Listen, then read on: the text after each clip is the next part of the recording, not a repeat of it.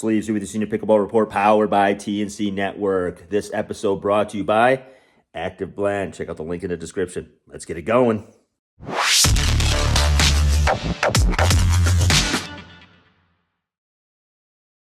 This week in our People of Pickleball episode, we speak with Steve Sebastian and Dan Brooks from DiNKR. Great new app where you can create games, meet people, maybe even fall in love. It's the social media network for pickleball. A very diverse app where you can basically make one stop and do a whole bunch of things. But before we get to that, if you like this content, consider subscribing to the channel. Give us a like. Also, check out all the links in the description for discounts. We have a merch page as well and a newsletter. Check out our Pickleball Cruises through Daily Travels. Man, tons of stuff out there. All right, folks, let's get to that conversation with Steve and Dan. All right, folks. From DiNKR, a great app, which we're going to talk about in a minute, we have Dan and Steve. Welcome to the Senior Pickleball Report, fellas. Thank you for having us. Thank you. I'm glad at least one of us qualifies for the senior tour. The other one is a little bit still too young. Yeah, the other one has hopes and dreams. Yes. Can you guess which one of us would be in the senior tour? Listen, yeah, some of us don't have goals anymore. So, hey, let's talk about first. I mean, I don't know what's happening in the world with this game. It's crazy. Obviously, during COVID, it blew up everywhere. So we always need to start with how both of you found this goofy wiffle ball game, and then, obviously took it to another place with the work you're doing. So let's start with you, Dan. How did pickleball find you? Well, yeah, honestly, I think I'm sort of feel like I got exposed to pickleball royalty because the first time I ever played was at, I think, the original Chicken and Pickle in Kansas City, which was a few blocks away from a photo studio where I used to go for photo shoots every 3 months. And every time I'd pass it, I'd ask the people I was in the car, what is this pickleball? They go, oh, it's a game played by retirees with a wiffle ball in Florida. And I've played every sport under the sun. I thought, that is not for me at all. That sounds ridiculous. But one time after a sort of an end shoot wrap, they said, let's go to Chicken and Pickle and have a game. And the stylist was a 4.5 tennis player. So it ended up just me and her just hammering the ball across the net. I was like, I have misjudged this game entirely. And I played a little bit here and there. And then during COVID, after COVID, I was started dating, and my now wife, she was a former tennis player too. So we started playing more, started getting more and more into it, moved down to South Charlotte, where we are now, across the street from a Lifetime. So we had, indoor, very fancy courts right here on our doorstep. And now we are just obsessed. We play 3, 4, 5, 6 times a week, sometimes, whenever we can. But, above all, I love the community. I love the dynamic social aspect of it. And, we sort of alluded to getting on in years. It's nice to have a sport that you can play with any age group, with any demographic, with any group of people, and still have an amazing, fun time if that's what you're looking for, which is, for me, that's what I'm looking for. Yeah, it seems to be what most of us are looking for, and obviously tens of millions of people are gravitating towards this game. Steve, how about you? I mean, we when we tell people about pickleball, they're like, there's still people that don't know about it. But how did it find you? Yeah, I mean, not quite as a romantic story as Dan's, but I had, I have a close friend of mine who we would play tennis 1 to 2 times a week regularly. Okay. And I also happen to be a member at the same Lifetime that Dan is at, which is where we ended up meeting.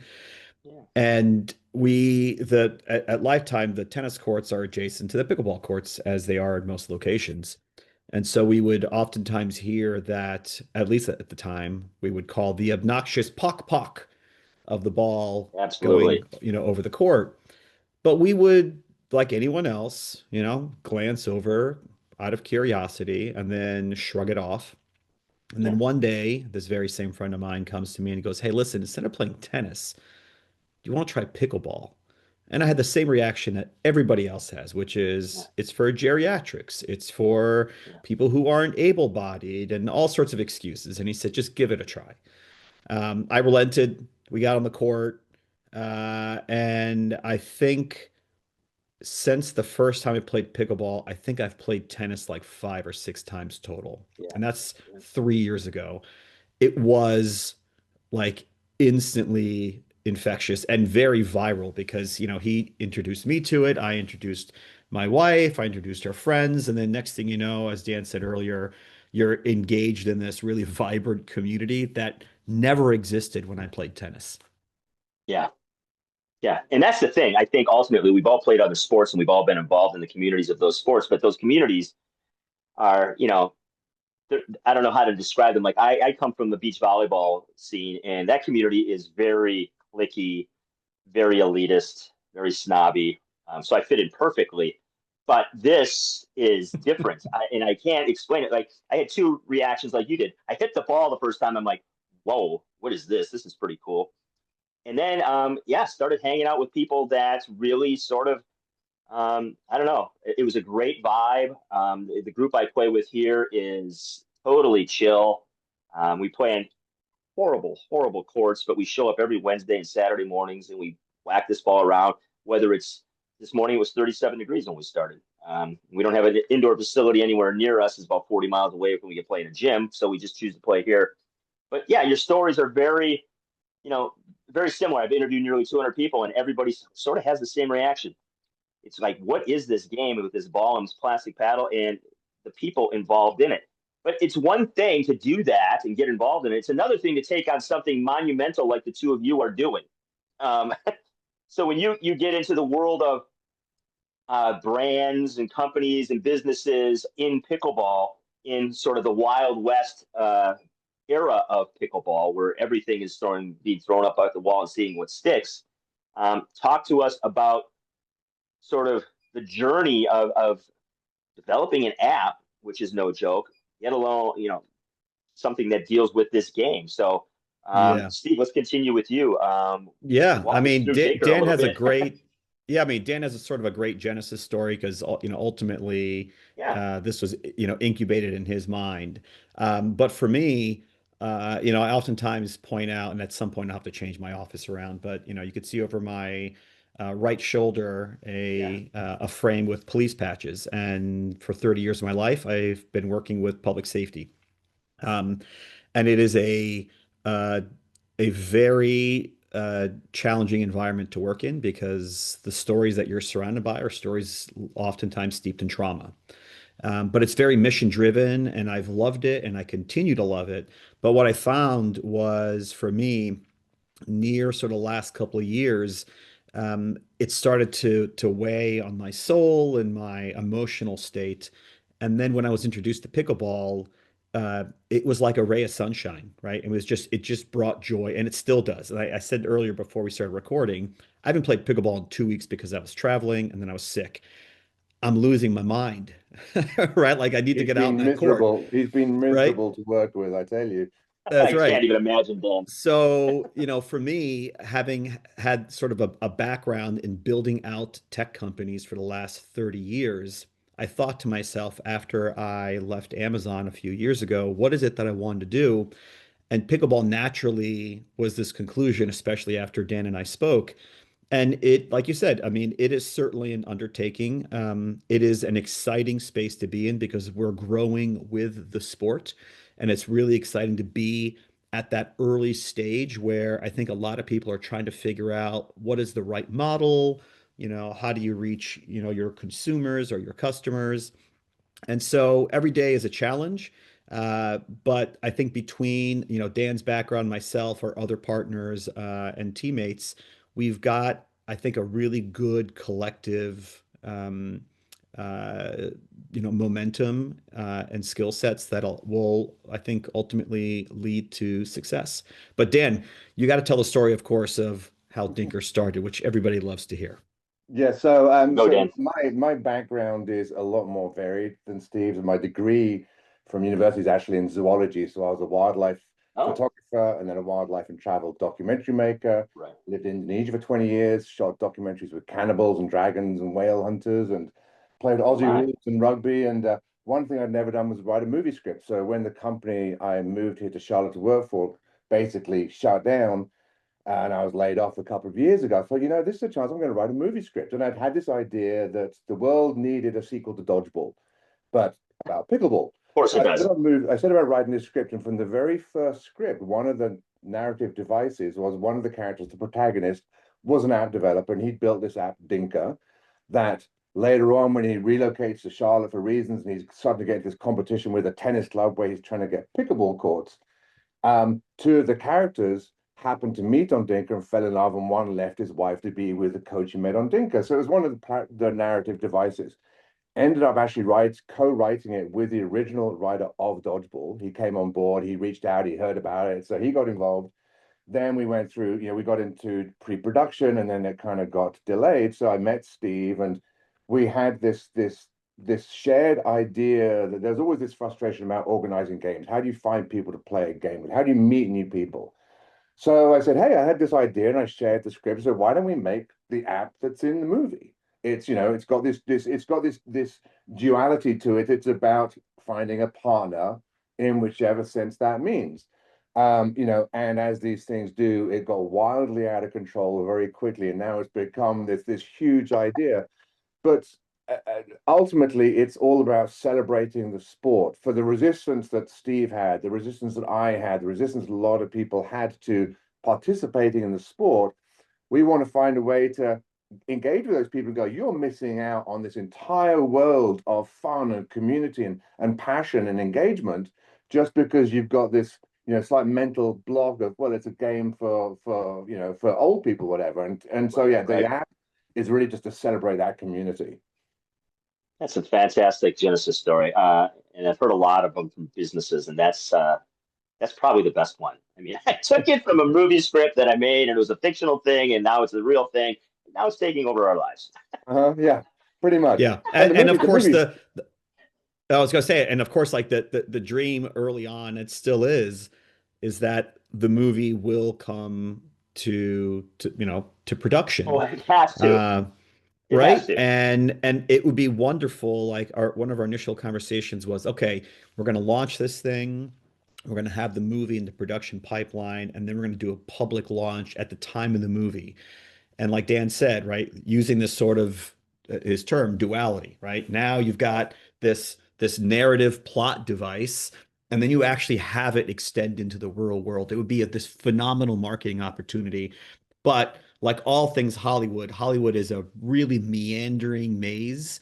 And despite the fact that Ben Stiller, kudos to him, has his movie coming out, we're hoping that that will build the kind of momentum that we need for the movie script to finally, break through. But in the meantime, DiNKR is real, and that's where our, love and energy is being poured every day. Yeah, and I just went through this whole movie thing with the movie I helped narrate online, and I could not believe. I think the hardest part was it was actually getting it made wasn't the challenge. It was selling it, which was the challenge. And but your story with the app coming from a movie script, the movie has to be made now because it's part of the movie. I mean, it's part of the lore. It's part of. Yeah, and additionally, so the guy that I collaborated with, David Z. Price, his story and how he had the original Dodgeball script stolen from him, and he actually got a summary judgment because the guy who's credited with it basically was working the mailroom, intercepted it, changed the cover page, sold it to executives, and then David was playing professional dodgeball, was a technical consultant on the movie, and then realized, hold on, this is my movie. And Yeah. he had to settle. He's not allowed to talk about it. I'm allowed to talk about it. But there was also this idea like he spent 30 years, 20 years in the shadows when someone else was taking credit for his work. I also wanted to make the movie to say this is the guy that was the genius behind Yes. Dodgeball. And this is the movie that's Yes. kind of a continuation of that world. So there's a lot of reasons. And as Steve mentioned as well, I don't think there's ever been a movie that markets an app and an app that markets a movie. So there was this idea that these two things go together. And again, ultimately, just celebrating the sport and the people, the wild, crazy array of people who play it of all sizes, shapes, genders, ethnicities, whatever. And that's all in the movie. And that's also what we try to embrace with the app. Wow. This is the But apart from that, best. If you're in Hollywood and you're listening, tiny please little reach out remix. to us. Listen, I know a producer who's made a pickleball film. So, Hey, I'll send you the script if you want to have a look at it. I'll send you the script. yeah, I think there'd be some people that are interested. I'm, I'm very narrowly connected to some people, basically just from working on this film, and I kind of got a peek behind the curtain, and it's yeah, you like I don't know the words you used to be, but it's very complicated. It is a very convoluted industry. It is to get something. It's almost a miracle on some level to get something made and that It is. actually gets out there and then gets seen. And you know, the woman who produced directed our film is married to Larry David, so it's not like she didn't have contacts, and it still was a Herculean effort just to get this thing, you know, to the screen, so to speak. But the app, I don't think people realize when I talk to people who are entrepreneurs who come on this show and have an idea, it always comes back. I always get people when I bring up the interviews or they bring up the interview to me, is that, oh, this was what a great, simple idea. But then they don't see the process of the you know the victories and the failures and the you know reconfiguring of everything that it takes just to get whatever the product is or the service is to marketplace. So one of you can take this. Talk to me about the journey and the length of time that we are talking about right now, and still where you want to go and what you see that length of time being to where you ultimately want to get. So Yeah. if I can jump on in this one, because I think when people start building an app, they imagine their audience as dogs. You say, I'm going to teach you how to do this, and you're going to follow instructions, and you're going to do, I'm going to design it one way, it's a straight path, but we're not, we're designing for cats. And no matter how many times you think you've got it figured out, someone goes, well, I tried to do this, and you go, what are you doing that over there? I told you to go here. So the challenge of building an app is trying to capture all the vagaries of human behavior in a Yes. way that still addresses the needs of the most, but addresses the needs of the people who don't think the same way or who are looking for a different process. And you know, but it's been a lot of fun. I mean, I've done a lot of the design work. We have a great team in India, and Steve is fantastic with his technical insight. And he plays and we play a lot. So that's been a phenomenal relationship that we just have this shared vision, and there's no space in between how we both see this app being. We just come from it from sort of different mental sides. Right. Yeah. Yeah. Yeah. Go ahead, Steve. Yeah, you want to add? No, just to add on to it, right? I mean, I think Dan put it, perfectly, but early on when we were first going from the ideation into some, level of production, it's been about, an 18-month journey, give or take, right? We really kind of came out of our beta in the late May, early June timeframe. So we've only really been out there for, several months publicly. Right. Um, and because of the background that I've been involved in, again, large enterprise tech companies, Amazon, Motorola, Ring.com, I took a lot of my learnings in those environments, and try to apply them as best we can here at DiNKR. And what I mean by that is when I was evaluating, and Dan and our other team members evaluating the variety of pickleball tools that are out there for users, we found a couple of things. One, they're very myopically focused, right? I'm just a scheduling thing. I'm just a venue, management tool. We very quickly realized that a lot of the apps in the marketplace put function over form. But at the end of the day, this is a consumer experience, right? These are people, like Dan said, all the vagaries of experiences and expectations that they have. And so we really are focusing in on, the user experience and the user interface, right? Like that's got to be really, really clean. And it's got to be easy for people of all ages because pickleball appeals to 8-year-olds and 80-year-olds, right? So we have to be able to appeal and address their needs. And that's one of our, key areas of focus is extending that joy in the physical environment and then creating a digital experience that's as analog to that as possible. Right.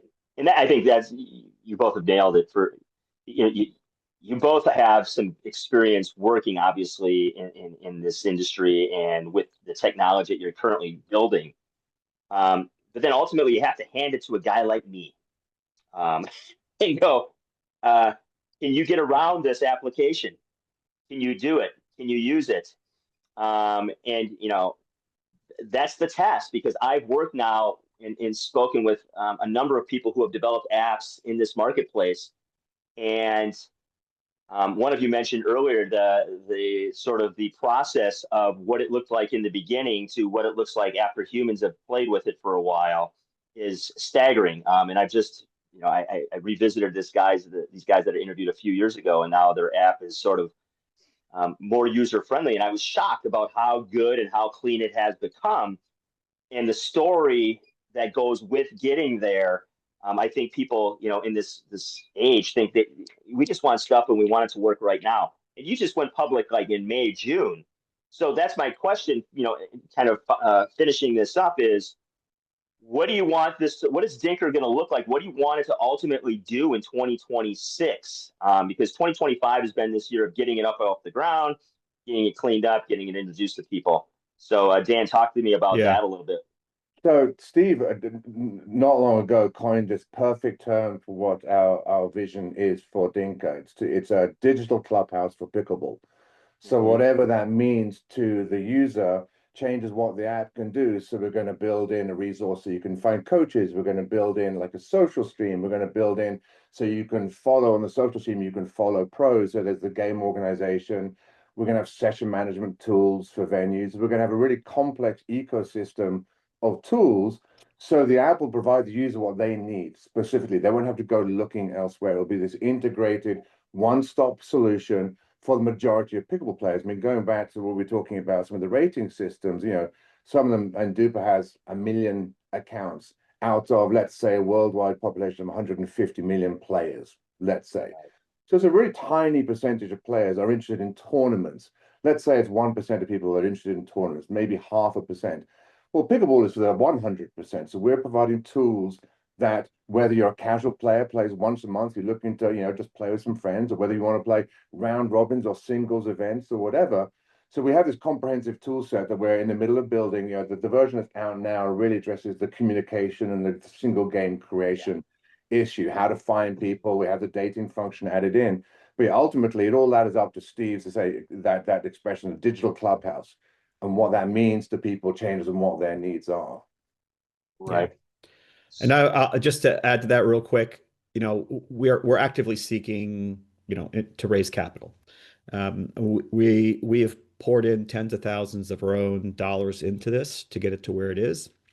We're certainly ready to take on investment. So just like I said earlier, if you're in Hollywood, please reach out for the movie script. If you're an investor, please reach out. We would love to chat with you. It's either Steve or Dan at DiNKR.co. But what I oftentimes am telling investors, just to really, I think, succinctly put where we are and where our vision is we seek to be a combination of Strava, which if you're not familiar with Strava, right, it is an app dedicated to runners, right, the sport of running and run clubs. So we are a combination of Strava meets Bumble, the dating app, meets Facebook, the social media platform. We see ourselves as operating as a platform for players to be able to connect, and as Dan put it, and as their tagline says, meet your match, whether it's platonic or romantic, but create all of the tools for them so that they don't have to go out to a variety of different services and functions to say, hey, this is sort of this ecosystem that I can embed myself in, and my journey can begin here and will continue to be here for the foreseeable future. Yeah, and I just want to dovetail off that. We've spoken about ratings, and I know, we've mentioned the VAIR rating. One of our core purposes to make sure that people are able to find a match with a suitably skilled opponent, and as we develop, it may also be a socially compatible opponent. If we consider maybe having a social rating, you could say, was this person fun to play with, or are they just a banger? Was there to have a point? So we're trying to get into a place where people can have some confidence if I go traveling to New Mexico or California and I log on to DiNKR and I say I'm a 375 or 40, I can join a group of similarly rated, and with some confidence I know I belong in that group. I'm not going to be overpowering them or underpowering them or get beat up. So our vision is that traveling and existing in this global community necessitates the ability to find people who you can play with, meet your match wherever you are, and in whatever context that means. Yeah, and for those that don't know, VAIR is a visual rating system, so it's actually people will see you ultimately on camera, and AI cameras, all that stuff will basically rate you and probably give you the ability to watch other people play and see how they play and their rating, which kind of falls into your world of like, who do I ultimately want to play with? Is it a social thing? Is it also a rating thing? Is it a combination of those two Yeah. areas and maybe more areas? Obviously, VAIR is all about kind of bringing in a bunch of variables to determine what kind of player you ultimately are. Yeah. Wow, guys. I think folks over the next year or two are going to really see this sport as a whole start to solidify and be tamed a little bit. And you'll see some avenues like DiNKR that are very appealing and kind of tame the Wild West, so to speak. So we're not all just out there trying to see what works, but finding things that truly do work. And I'm excited for folks to see and use DiNKR and VAIR and a lot of these companies that I've dealt with, because there's some folks out there working real hard and who are really smart, doing some amazing things. So If check you out the can pass links us our in the names, description. we're looking for smart people. There we go. Always look for smart people. I know smart people. I'll pass them along, but I'm not that guy. Perfect. Folks, links in the description. Everything you want to know. Follow them.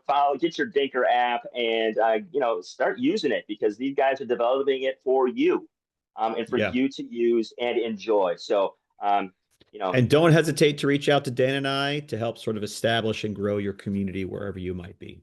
Absolutely. Yep. And again, folks, if you're looking to invest, got some smart fellows here doing some wonderful things. So, all right, folks, you know what to do at the end of the day. Appreciate that, hey, Mike. Absolutely. Let's pickle, and hope to meet you guys soon in person someday. Hope you enjoyed our conversation with Steve and Dan from DiNKR. Get that app, download it, play around, have a good time, and hey, let's pickle.